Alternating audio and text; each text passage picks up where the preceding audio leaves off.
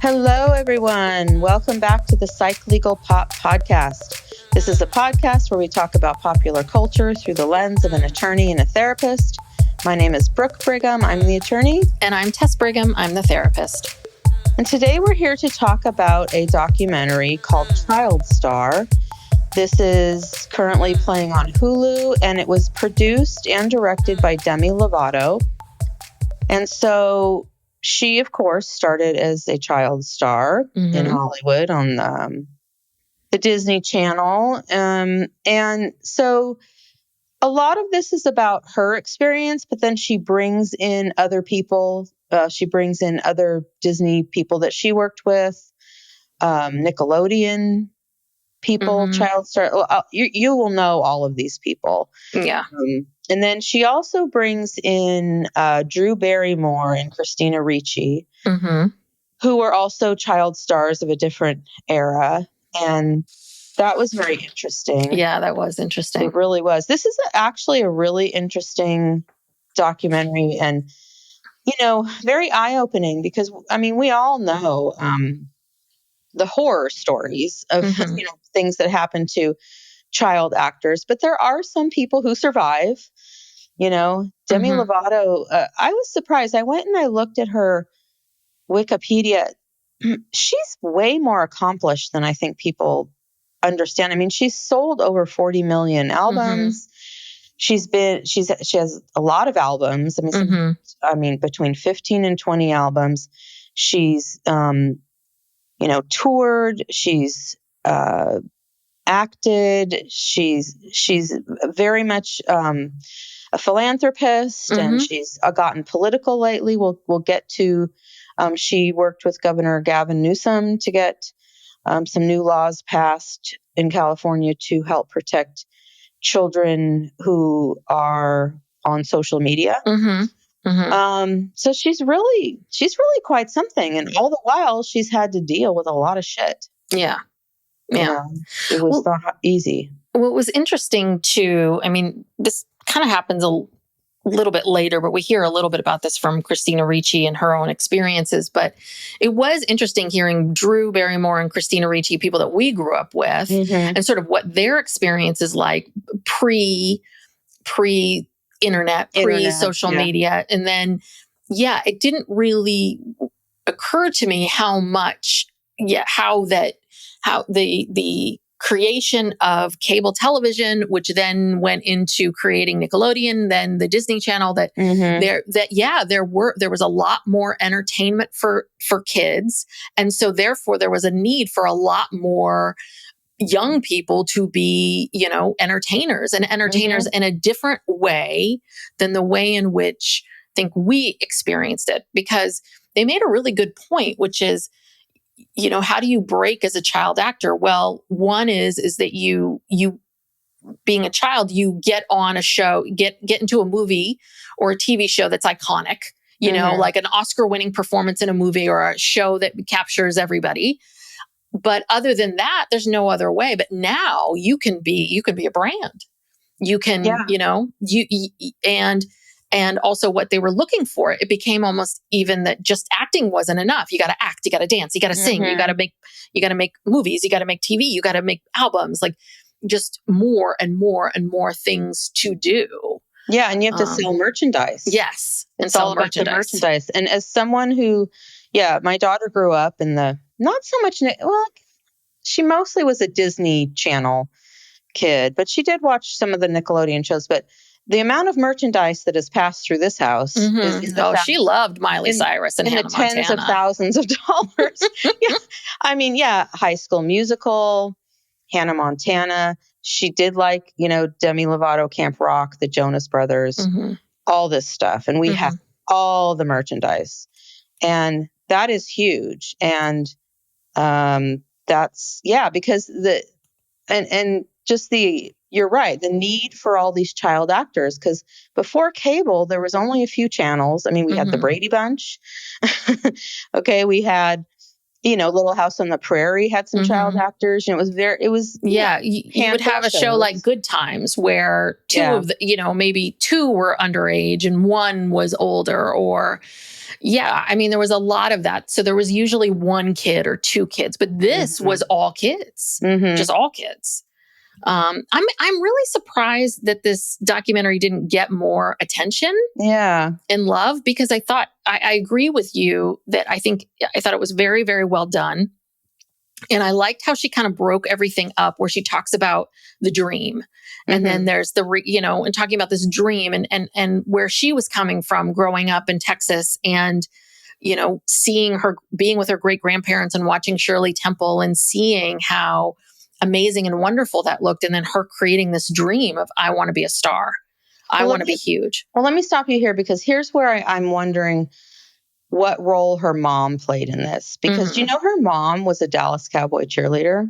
No, I didn't know that.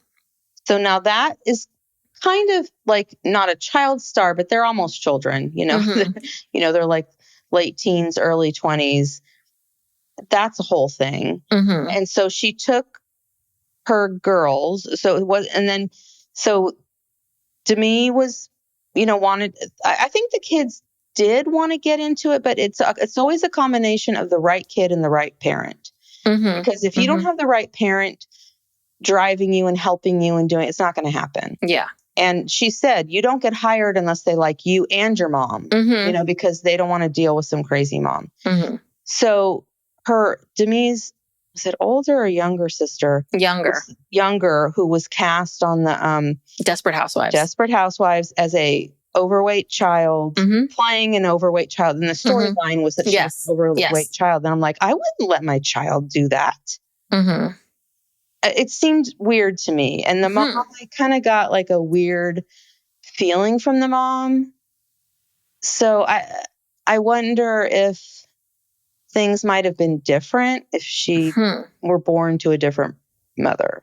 I don't know. I didn't know that about the cheerleading. That's a good question. I know. I got the sense that very much that this was what Demi wanted. But, again, I think that some of it is what you're exposed to and what feels possible. So that's the other thing too, is that if, like anything else in life, right, where you going to law school didn't feel scary or different because you had seen it, our father had gone and we heard stories about it. I think that sometimes, maybe if it was a different kid and who wanted to be a star and the parent was was a lawyer or something and working all the time and doing all this stuff, would be like, well, no, we're not going to go on auditions. Like, be on your high school chorus. Or like, audition for the school plays or be in the chorus or here's, but maybe the fact that the mom had already been exposed on that level. Yeah. Right. Maybe that did propel her. I definitely think that once Demi started and she was working, I think then it gets a lot easier for the younger kids. If one of the younger kids, what's her name's Madison, I think Madison de la Garza. Yeah, de la something that, and that's her. Demi's father. I think they have different dads, right? Do they have different dads? Oh. She has one sister with the same dad, and then there's another. But and she has kind of a complicated relationship with her dad. But so and that's the thing. It's like the mother moved the family to LA from Texas. Well, she got the gig to LA, but they didn't want to. Not all parents would do that. So you definitely have to have the right parent behind you who's willing to do all of this stuff. So we also, some of the other, we meet, we know Kenan Thompson from SNL, who he was on, what was it called? Kenan. It's all good. It was like Kenan and Kel, that movie that they were referring to as Good Burger. And that's like a very well-known. So this is one thing that's different because we are older. A lot of these, like Kenan Thompson, like a lot of these people I kind of sort of knew, but if Kenan wasn't on SNL, I don't know if I would really know much about him. I wasn't watching this. Like I've never watched an episode of Sunny with the Chance. Like the same thing with when I see someone like Selena Gomez, like who is a billionaire, by the way. But until she was Wizards on of Waverly Place. Yeah, I didn't watch that show. I didn't know any of these shows that she was on. I didn't even know that she had this beauty line. The fact, like, honestly, I knew who she was because of Justin Bieber and some of these other things, like, because she was just famous. But I think that's one thing, is depending on your age. And I thought that was really interesting about that whole Disney time, was that there are people out there who absolutely have every single one, like, knows that Demi Lovato is a huge recording artist and has all of her music and all of her songs, but that was just never exposed to us. And I think that's the other part about like child stars and kids that's so hard, is I do think that in some ways it's very special because it captures sort of a time, but it also just captures a time. And once you get to be a certain age, right, like that, people feel nostalgic towards you, but it's not the same. And I think it's really hard when you potentially achieve your biggest achievements before you're 25.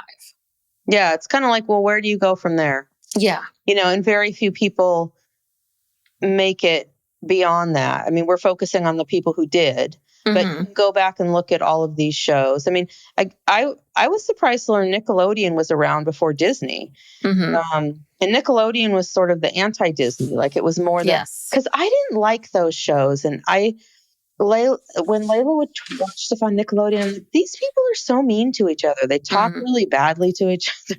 I mean, they do on Disney too, but Nickelodeon was more like, in your face. We're sort of the anti-Disney, whatever. And then the Disney Channel came after. I mean, it was just there was so many shows. As I'm watching this, I'm like, oh yeah. Because I was hearing all this in the background while I'm making dinner and she's watching TV. But I know all these shows and I'm like, oh yeah. Okay. Yeah. I mean, it was a lot. I mean, these were huge productions with a huge number of children. And a lot of pressure. And if you're the star, if you're the one, it's hard enough being the star of a TV show when you're 45. Yeah. Because I've known those people. It's hard enough to be that person, but it is, can you imagine being 15, 14, going through puberty and being the star of a show, and all these people's livelihoods are connected to you. And also being the breadwinner of your family. Because they also interviewed Raven Simone from The Cosby Show, who started working at 16 months old. And she said her family always made it clear to her that this is a job. You take this seriously. You work hard. And she knew if it was a 2, 3, 4, 5, 6-year-old, she was supporting her family. Well, but did you notice what she said? She said, well, because when Demi asked her about being the breadwinner, and she said, well, actually, no, my family always called it the family business, that everybody had a role. But then she kind of, she doesn't say it, but basically what she's saying between the lines is, but I was the actual one doing the work. She was the commodity. Her father may have been her manager. And that's another thing. We'll talk more about, the financial part of it. But what happens is the parents come in and they become their managers and they take a huge percentage. Is there a maximum percentage? There's not a maximum that a manager can take, but most managers, you take anywhere 10%, 15%. Those are the standards. Okay. Yeah. So then the parents get a cut of that. And then, if there's an agent, that's another 10%. 10%. They can't take more than that. And then these Coogan laws that are supposed to protect the child actors, it only gives them 15%. Yeah. And I thought it was in every state. I thought the Coogan Fair, was in every state. So first they talked to us, got a little history here, that we learned in 1938, there was the Fair Labor Act, which is when they started to regulate for everyone across the board, wages, hours, workplace laws. For child labor. And part of that was child labor, except for actors.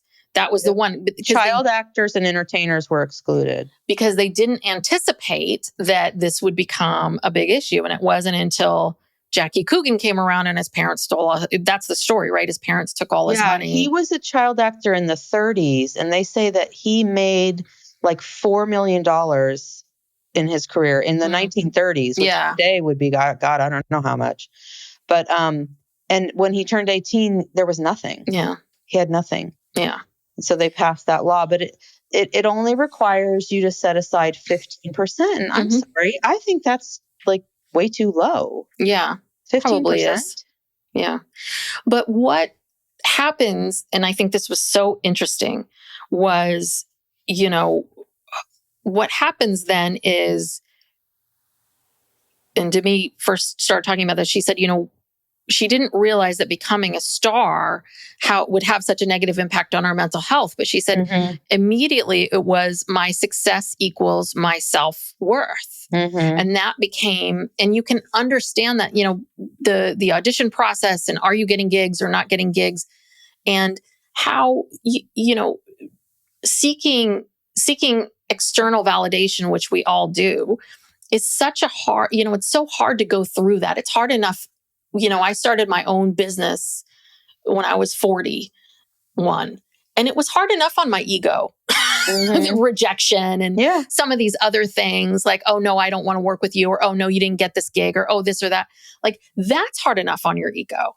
But imagine being 3, 4, 5, 10, 15, and just how much that's connected. And then the other thing I thought was so interesting was Christina Ricci, which I didn't really know that much about her. Yeah. She talked about how she was so unhappy. She was so bored. She was getting into trouble by the time she was age 7.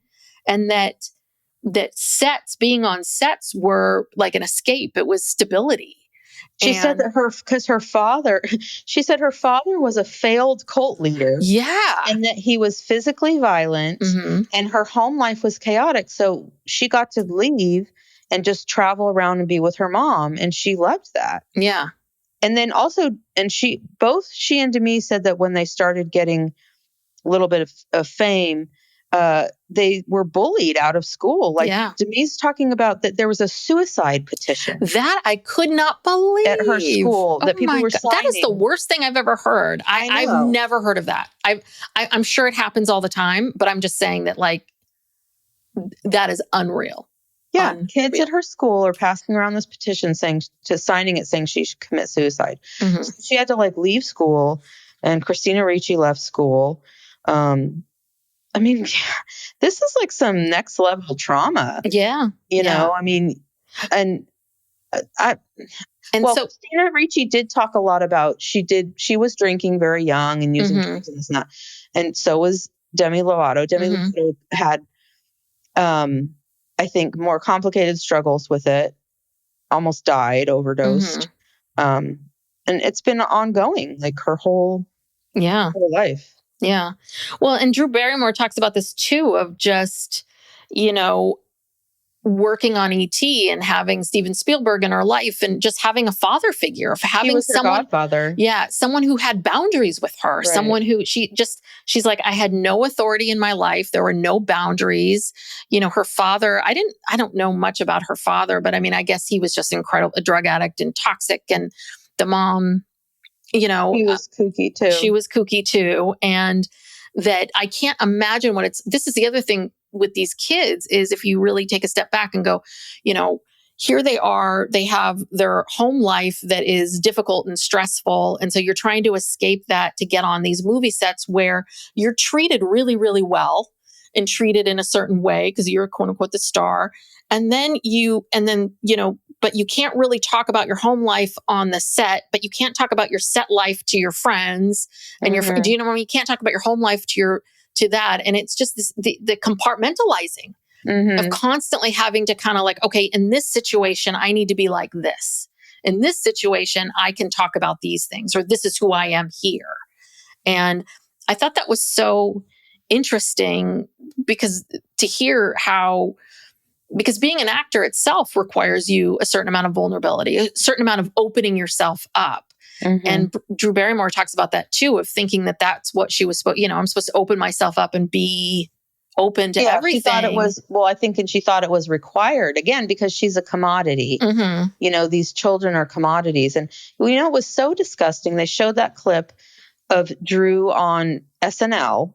When she hosted SNL, like an 8-year-old. Yeah. And they're doing some skit and her line is, I'm a Barrymore. Give me a drink and make it a double. Yeah. I mean, who in their right mind allowed this? And you see like Julia the 80s. Dreyfus. It was the 80s. It was You the see 80s. I just saw Julia Louis Dreyfus right next to her. There were all that 80s cast, those people. And I'm like, oh my God, this is like child abuse. Yeah. Like, would that ever happen today? No. Well, and the Drew Barrymore stuff, when that was so shocking and so, when all of it came out about her, about smoking pot at 10, cocaine at 13. I mean, I remember being in high school, because I think Drew Barrymore is like a year or two younger than I am, and being in high school and seeing that People magazine, Little Girl Lost. And seeing that, and she was at that moment in time a little bit of this poster child of the, you know, the child star that like flamed out and burned out and all of these things. And it's amazing to see her today, like how far she's a goddamn miracle. She is. Because listen to this. Okay, so she's 49. She went to rehab at 13. She talks in the documentary about smoking pot with her 10. mom's friend and her daughter. Yeah, at 10. Rehab at 13. She was a regular at Studio 54. She's hanging out with adults. She spent 18 months in a mental institution where her mom put her there because she was doing drugs. She was emancipated at 14, attempted suicide at 14, went back to rehab. And by 15, she was, you know, emancipated, had her own apartment.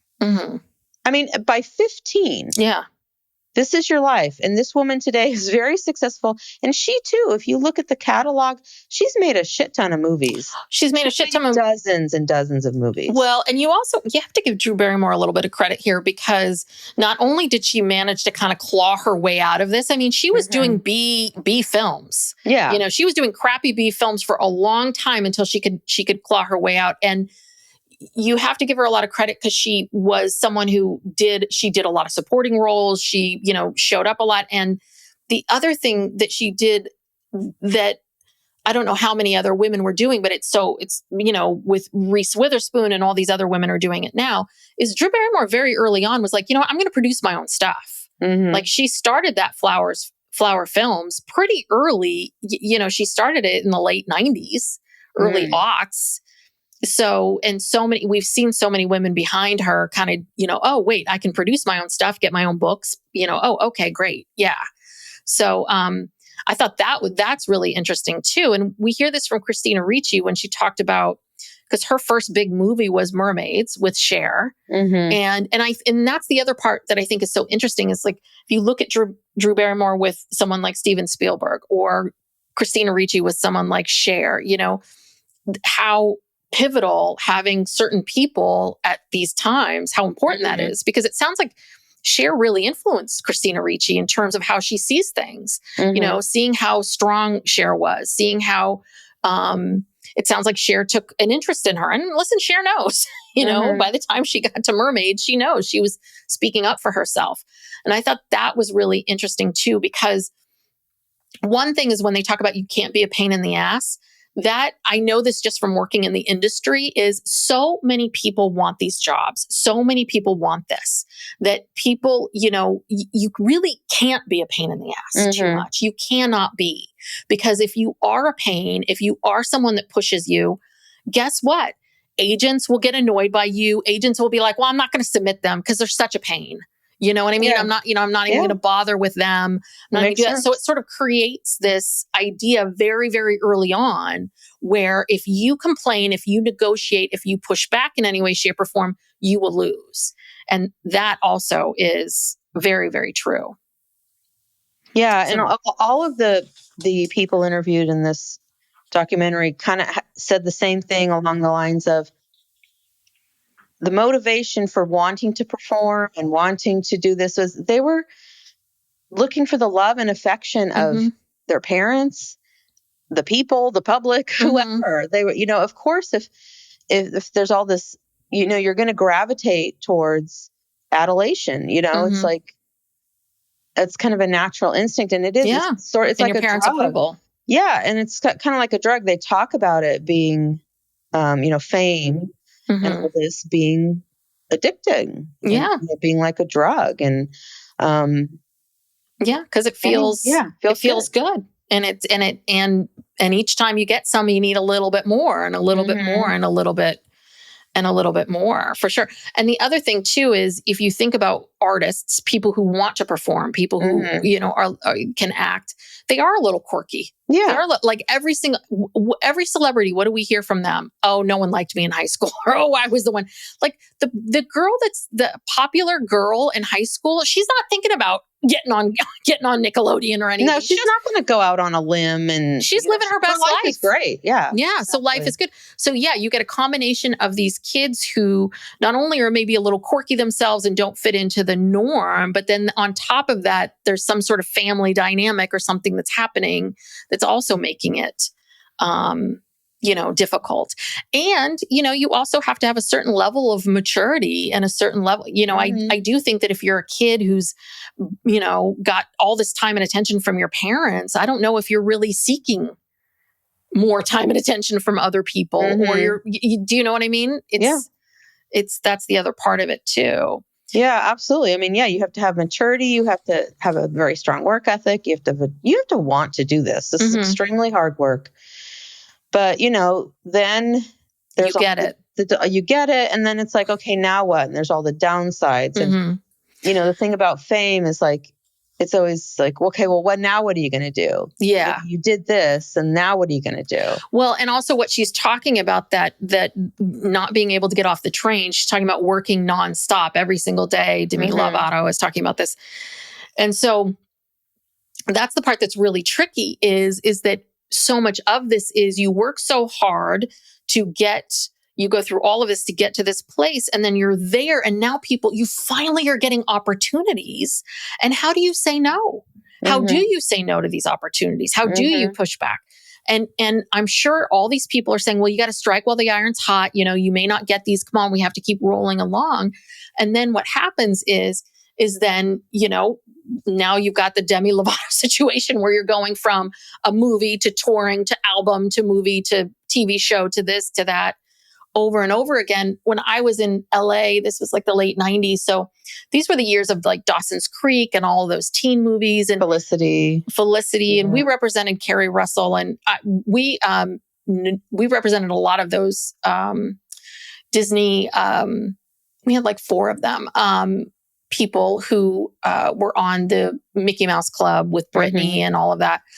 And, this is a good example. Like Carrie Russell, for example, there was a lot of pressure after that first year of Felicity for her to do a movie in that summer, the movie in the summer, and that was a big thing. Katie Holmes, they really worked her hard. She did like 4 movies in a short amount of time, and Dawson's Creek.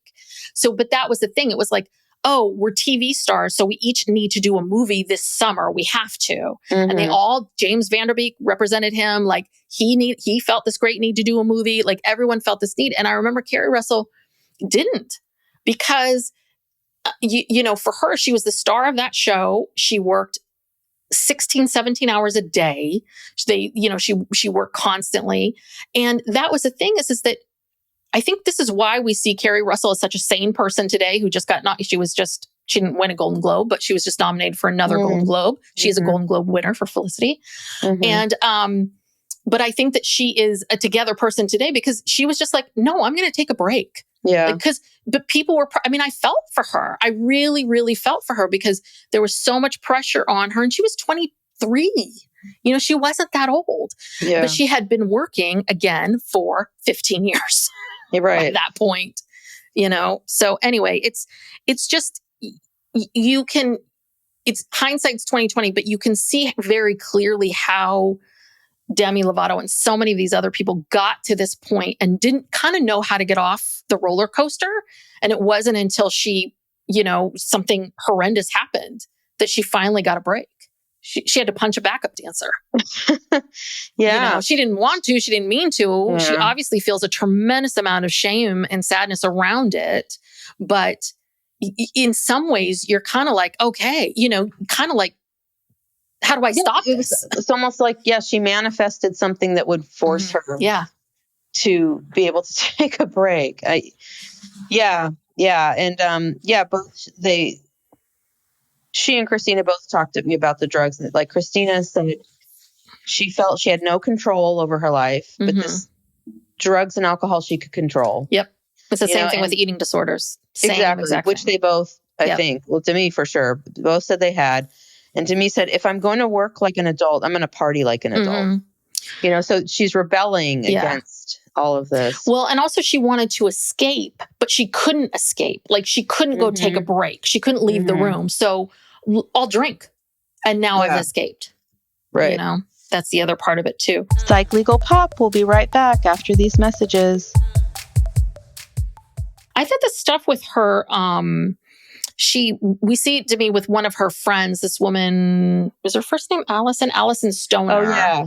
Who was also on the Camp Rock. Her face looked very familiar. You know, she was on all of those Cheaper by the Dozen movies with Steve Martin. I think I saw the first one, so that's why I know her.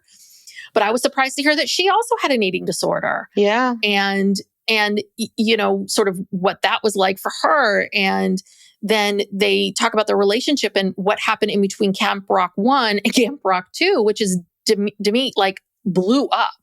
Huge. So suddenly she's not staying. You know, the first movie felt like summer camp, you know, because everyone's together, everyone's having fun, everyone's dating each other. But then by the second movie, she's staying at the Four Seasons and she's being micromanaged, you know, and she's basically probably surrounded by people going, nope, nope, nope, nope. And she, what did she say? She said, I traded connection. Success was traded for connection. Like I now had success, but I don't have any connections anymore. And it's very isolating. Very, very isolating. I'm trying to see. We do see a little thing. I don't know why Christopher Columbus was interviewed. He's a director, and he was talked a little bit about Macaulay Culkin. Yeah, he did the Harry Potter. He also did Home Alone. He was talking about Macaulay Culkin, but I didn't quite. Maybe I misunderstood. Was he saying something about like that he felt some sort of guilt or something around the fact that Macaulay Culkin had so many problems with his parents, or that he felt so bad about that, or he felt responsible in a way? Yeah, I think I guess Macaulay Culkin had some real shady parents, and I think they ripped him off too. And so I think what he was saying is that when he went to go cast for Harry Potter, he knew that this was going to be, it's like an 8-year commitment, you know, because they're doing like 4 movies or something.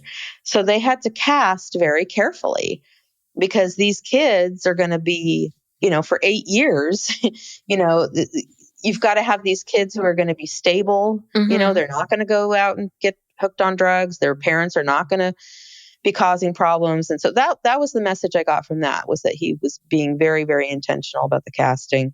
And, you know, he seemed to care. He was like an example of someone who seemed to care and didn't want this to bring harm to these kids, you know. So one other thing that I guess I never quite saw this before, but absolutely right, which is this new level of now kids want to see other kids in these shows. So now there's all these kids shows. And they also learn that kids like to see characters that are enjoying fame. And so this is when they started especially young girls, apparently, this is when they created the Hannah Montanas and, you know, all of these characters that have, that have this. And also even not the wizard. Who's the other one? Is it Miranda Cosgrove? We saw a lot of that in the other one where they had that online with Jeanette McCurdy, whatever that show was. They had like a special online show. So they were online famous. There was a lot of that kind of stuff. And then there was the Ariana Grande show, the one she was on. Where they're performing arts kids, right? They're at a performing arts high school or something. That was that first one. I don't know. I have like flashes of these in my head. I don't because know. Max kind of got into Nickelodeon around the years of Sam and Cat, and Sam and Cat was Ariana Grande. Yeah, that was Ariana Grande, and I think Jeanette McCurdy. Yeah, but they were also Jeanette McCurdy was in. I forgot the name. I think that's Miranda Cosgrove who was in that show. Yeah. But like, I do remember those people, but that's really interesting because when you then make this character famous, then it was like now you have all these additional branding opportunities, Right. and just the fact that the money that they were making. And so we see her interviewing Jojo Siwa. Mm-hmm. And who was famous just as Jojo Siwa. And again, she not was as a someone I never character. followed. Like I kind of sort of knew the name, but I She was didn't know on who she Dan- was. Yeah, she was on Dance Moms. She Mhm. came from Dance Moms. She was a dancer on Dance Moms. And I don't know how she became so Yeah. famous and popular. I'm not really sure. But yeah, talk about merchandising. Oh my gosh. She had a God. whole room full of stuff of merchandise with her Yeah, name and I attached guess to it.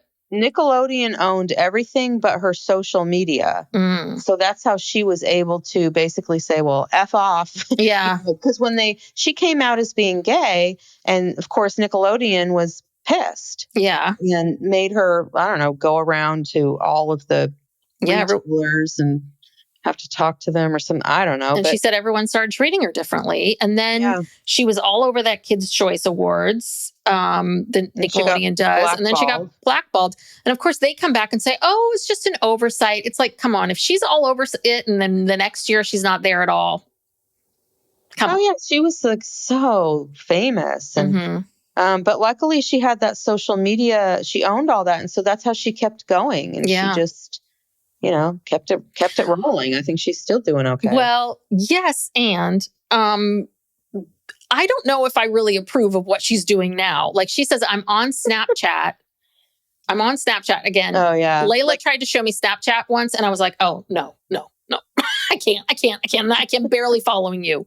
So, and it's made, and they created Snapchat to be difficult for older people to get it. So your parents can't get on there. Right. I so get we it. don't understand how to use it. So we can't find out what you're doing. But she says that she posts 250 to 300 times a day. So every single thing she's doing, she is putting that on Snapchat. I'm kind of like, can we stop on this a little bit and say, is this really what's best for her? And is this the only way she can make a livelihood, is having to post every last thing that she's doing? Like, I'm up now. Now I'm brushing my teeth. Now, I mean, can you imagine all day long, every single thing you're doing? She's now like in her early 20s, right? I mean, how long can she, do the shtick? She's got to find something. I don't know what she's going to do. I mean, obviously the most brilliant transition from Disney star to stardom was Miley Cyrus. Well, brilliant but come on, there were some rough years in between. We didn't know if Miley was going to make it. What? Are you kidding me? Miley Cyrus, her and Robin Thicke at the MTV Awards, her humping teddy bears. But people loved it, Tess. Well, hold on. You didn't. No. Not that people loved it, but it was talked about a lot. It was. We did not make it easy for Miley to explore herself and to figure some things out. And I'm all for Miley being able to do that. I'm all for her, like, wanting to break away from the Hannah Montana and try to figure out who she is as a human being and be out there. I'm not disagreeing with that, but I'm just saying, I don't think we made it easy for Miley. I think Miley got a lot of criticism, a tremendous amount of criticism. I remember her being criticized a lot. By who, though? By all the people that criticize, whether it's on social media or in gossip magazines. Gossip magazines. People. But what I'm saying to you is that it's got maybe her fans and maybe like people who loved her as Hannah Montana, maybe they were along for the ride and appreciated it. I'm just saying from my perspective, it really seemed like lots of people, there were a lot of articles being written, and this was this was a different time. And this was a lot of the Us magazine and all these magazines that were constantly printing about all these other, Lindsay Lohan and all these other women. And yeah, there was a lot of criticism of her. But by a bunch of like uptight middle-aged people, because I'm sorry, her fans, which is all that matters, because these are the only people who pay to go see her in concert or buy her albums or do whatever. Her fans went right along with it. Mm-hmm. Now, I've been to a Miley Cyrus concert, the first concert that she did, her first album after she was no longer Hannah Montana. And it was off the hook. And I loved it and had a great time. And I was like, good for you. It was a little shocking because I sort of thought that this was Layla's first concert.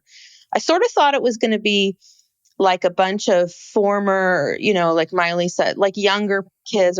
No, it was like women in their 30s, you know, like having a great old time, you know, just, I don't know. I think, and now look at her. I mean, but I'm she has just, hey, longevity.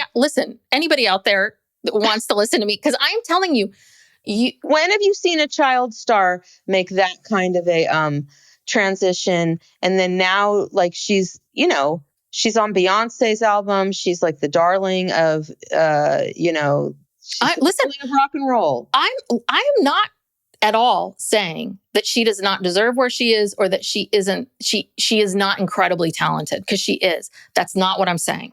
What I'm saying is that the world was still critical of her. Of course, they're critical of everybody. And she was highly, highly criticized. I so distinctly remember, I can see it right now. It was when Robin Thicke had his one big hit, Blurred Lines, and she sang Blurred Lines with him, and she was bending over, and, you know, people, I mean, listen, people, I'm not saying that they were right. I'm just saying that there was a lot of media coverage of it. True, but she kept but at the end of the day, she's together. She's kept with it going. She's here. She kept it going. She made it through. She did. Yeah. And I think that this is another part of it too, is that I think, unfortunately, there's a lot of child stars that were good enough to be a kid on a TV show, but weren't that good. Miley Cyrus can really sing, because Miley Cyrus can really perform and sing. She's got an incredible voice. And you know, she does, you know, she's an interesting person, and an interesting singer, creative. Thank you.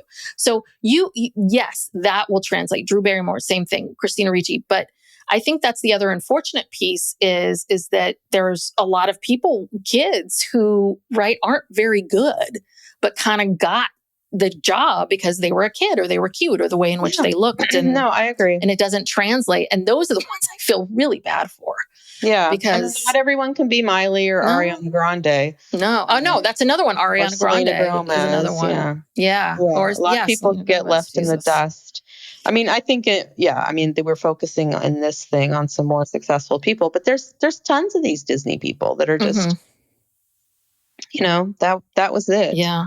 But I thought this was a really interesting stat that apparently, if you're famous, you on average live 14 years less, because of the high rate of the mental health, of how it takes a toll on people. You have 4 times the likelihood of committing suicide, and because of all the addictive properties. And I think there's the addictive properties of fame and everything that comes along with it. I also think that, quite frankly, you know, I'm trying to think about some average Demi Lovato. If she's just going to high school, I don't think she has the same access to cocaine and heroin that she did when she was famous. Do you know what I mean? I think that you have access. You're around a lot of adults. Whatever you want. Yeah. You can get whatever you want. So you have the access and people willing to give it to you. You don't have as many barriers to addiction. So I think that's the other part of it too. And people are, you know, we all saw this. Bouncers are letting people into clubs. Like, you know, we all saw young underage people. I mean, like, how did Drew Barrymore get into Studio 54? Exactly. I mean, she's not even middle school yet, and she's going there. Like, how did they let her in? I know. I thought it was bad when they were letting Brooke Shields in. Yes. I mean, Jesus. I mean, yeah, she's 10 years old. I know. And, you know, so Demi Lovato, she had drug and alcohol problems, but then she was sober for 6 years. And in 2018, she relapsed and she overdosed, almost died. As a result of the overdose, she had strokes, she had a heart attack, she suffered brain damage, she has like permanent vision problems. Wow. And she says that her the relapse and overdose was due to her manager severely restricting her food intake. She was so miserable and depressed. She says, the time she said, "I'm 6 years sober and I'm miserable. I'm more miserable than when I was drinking. Why am I sober?" And then she also talked about how she was raped by a co-star at Disney. Wow. And she told them about it and nothing was done about it. I mean, you know, again, she's another friggin' miracle. And, you know, and she is still despite all of this shit, she's still a very, charitable person, very hardworking person, trying to make life better for other people.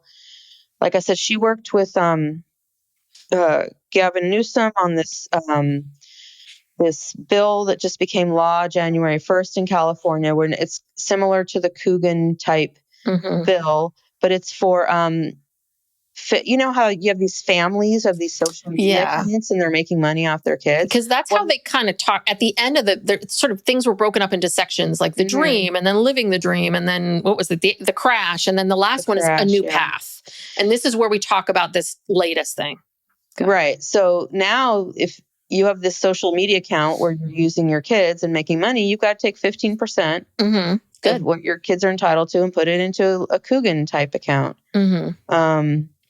Yeah, I didn't know who this Ryan kid was that makes $50 billion. But this kid, Ryan, I didn't even know this YouTube channel of this kid who's like playing with toys. And he's being filmed constantly playing with toys. Yeah, I saw that.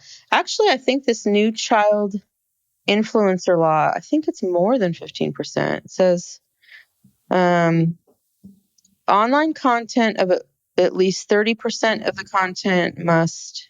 Okay, so if the child is in at least 30% of the online content, you must deposit 65% good. of the minor's gross earnings into a trust. Ooh, this is good. That's good. Yeah. 65%. Wow. So now all these people are just going to have it be just 29%, so they don't get over that 30% threshold.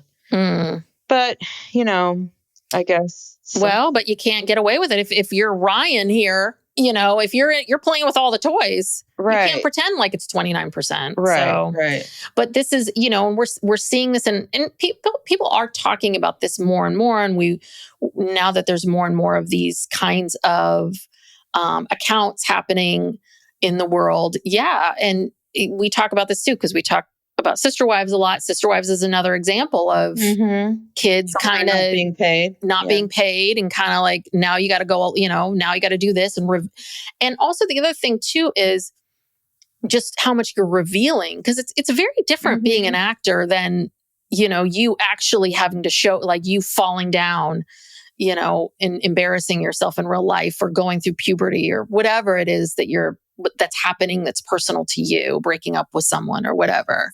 It's very different when it's you versus a character on a TV show. Yeah. And, Sister Wives and the Duggars and, all these family shows, they're really the most egregious, because especially when these kids are minors and this is the content of the show. And all the stuff and all the shenanigans and whatever the kids on Sister Wives went through were being filmed, and I'm sure they didn't feel like they could say no. Yeah. And they weren't getting paid for it, for their time, and it was their time. Like, filming a TV show, that's a lot of time, even if you're only in a small part of it. So yeah, that's really really bad. Well, this is good. So is this law only in California, or is it across the country, or they're trying to get it? So my understanding is this is a California law, but how do you enforce this? Okay, so in terms of jurisdiction, so I guess it only applies to California residents? Yeah, I would think so. Even though it's on the internet and it's out there all over the whole world, I guess it would just apply if you're a California resident and the activity is taking place in California, you're making the money, that's your principal place of business in California, you're filing taxes in California. So yeah. And so listen, if California is the only one, maybe we'll see some of these people pick up and move to another state. Yeah. Because we heard this story from Kenan Thompson that he lost all his money because he was in Florida and they don't have the same laws. Right. And his mom met someone at church who was a good money manager, and basically the guy stole all his money. Yeah. Even Allison Stoner talked about that too, like having no money at the end because people were taking it.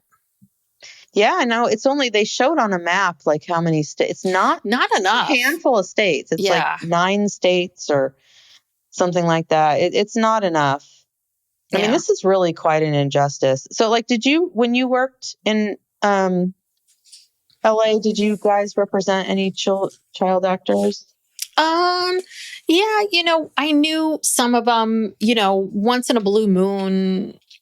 Usually the way they did it with agencies and stuff in the agent world, they kind of separate things. Like usually if you represent adults, you're representing adults, and then kids, I never really worked with any of those agencies that just had kids. But yeah, I mean, I'm trying to think, but what a lot of what they were doing in LA at that time, because there were so many of these teen shows because of Buffy and, all of these shows, they were constantly, the whole thing there was always, they were always looking for 18-year-olds that looked like they were 14, 15.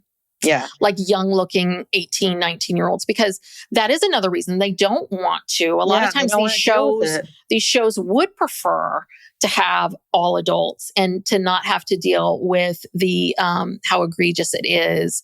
But even then, just like what I was saying about Carrie Russell, is she was 22, 23, something like that, and working, like falling asleep on the set, and then Disney would come around and she would ask for like a mango, and then they would bill her for it. Oh, God. I'm not even joking. I mean, it's a little bit like, are you kidding me? Like, because she got a special fruit, she's falling asleep on this. So there is that other piece too, where there's a lot of industries do this, but this Hollywood is one where they really do, they do it, and they're very manipulative about it. They never say to you, God, you're fat, lose weight. What they say is, gosh, I don't know if we have any of these outfits in your size. Let me see if there's any. Oh, so-and-so over there is a size 2 and you're a size 4. You know what I mean? It's a lot of that stuff. Yeah. There's a lot of, no one is ever coming out and saying it to you. It's always these very subtle things that then, the kid who's a constant sponge is trying to absorb. Oh, okay. Wait, so so-and-so's a size 2. So I will be easy and loved and liked and appreciated if I'm a size 2. Great. Now I know what to do. Now I'm a size 2. Okay. No, wait. Now I need to be a size 0. It's a lot of that. It's a lot of that shit. I have to say, I think I follow Britney Spears on Instagram. Oh, yeah, I know. It's tough. And like her videos are all just kind of her dancing. I usually just scroll right on by. Yeah. But for some reason, there was a post that, the sound was on and it came up, and what made me stop and look at it was her voice. Like she talks in this baby voice, and she was talking about a cute little bottle of champagne and going on and on and on about how cute this little bottle of champagne was. And I was like, oh God, did we make a mistake with the Britney thing? No, because I think it's better. I mean, listen, I think she's in a safe space. Like, let's hope people are. Like, is anybody helping her with her money? I don't know. I don't know. Both her boys are now 18, and yeah. I mean, you look at someone like her. She's a good example of, what happens, how toxic. This can go horribly, horribly wrong, and not because of anything she did. I mean, she was tortured and hounded by the press and taken advantage of by her family. And I mean, people and money are just. Yeah. Well, and also if you spend, like what I was talking about, these like compartmentalizing, I'm here over here, I'm here this. And she had to go out, Britney Spears did, every night and perform in Vegas and pretend like life was great when she was really in this horrible conservatorship she was so miserable in. So talk about like compartmentalizing. So I think that it's almost interesting where it's almost like she got stuck somewhere of like, this is how I can be now. This is how I can survive, is doing this. I don't know, but it's terrible. And at the same time, I mean, I think that not every child star has these kinds of stories, but we need to be more diligent, and we need to regulate a lot more. And definitely the internet is a place where it is just such a free for all. And I'm reading this book called The Anxious Generation by Jonathan Haidt. And it's all about, how Gen Z's brain got rewired and reset based on the iPhones and social media and all this other kind of stuff. And the biggest thing that he talks about in the book is how when Gen Z, that sort of the birth of Gen Z and the internet and social media, I shouldn't say internet, social media, Gen Z, and that parents, and I'm one of those parents too, because we were also freaked out about our kids getting kidnapped. We tended to be. We forgot about this other stuff. But what's happened is that we almost overregulate kids in the real world, and have no regulations in the virtual world, and that's really been regulate very much. And I didn't either, because and again, Gen Z. I always say this to people because I talk about Gen Z a lot. They were the guinea pigs. Millennials were the first guinea pig of having an opinion about youth. They were that. Gen Z they were the guinea pigs of social media, and there's all this evidence and research to back up all of his claims. He's absolutely right. But it's true, because we were raised in this world of people getting kidnapped and no one really seemed to care. And, there was no trigger warnings. And so I think that, in cable news and just watching all the news cycle, that once we became parents, we became a bit overprotective, because I think we felt like we weren't protected. Right. So we wanted to protect our kids. And then at the same time, there was this whole world of social media that we didn't know about. We didn't quite understand the impact of. There was no regulations. And that's unfortunately what's happened is it's rewired. It's rewiring kids. Kids are not the same. Yeah, no, they're not at all. And so that's why we need to embrace them and love them and be kind to them. And if they're at your company and working and you don't quite understand them, then this is why. And so you need to help them. That's what I talk about. Hire Tess Brigham to come and speak at your organization and educate. Educate yourself. Please. Educate your workforce, because these kids aren't going anywhere and they're not kids anymore, and we're going to need them to take care of us. So yes, they're the next generation. You can't. I love all these things of all these companies that are like, we're not going to hire any Gen Zers. I'm like, yeah, right, yeah, right. That's okay. That's not a solution, and you're the grown up. It's not a solution. So, hug your Gen Zer kid. Yes. Give them a big hug and kiss. Let's try to save all the children. Yes. Child Star, very good. Very, very good. Check it out on Hulu. And we appreciate you listening. And we appreciate your support of the podcast. If you haven't already, please subscribe to the podcast. And if you could give us a 5-star rating and or review, that would also really help to support the podcast. We have a Patreon if you want to get even more content. We do a weekly bonus episode, and then we have another tier where you can get the weekly bonus episodes plus the regular episodes ad-free, which is on the first tier also, both tiers.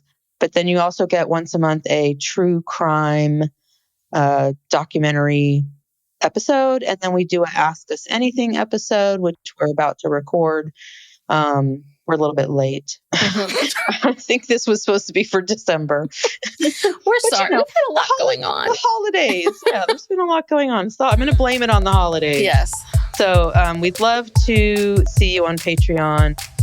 You can also find us on social media. It's like Legal Pop on Instagram and on TikTok as well.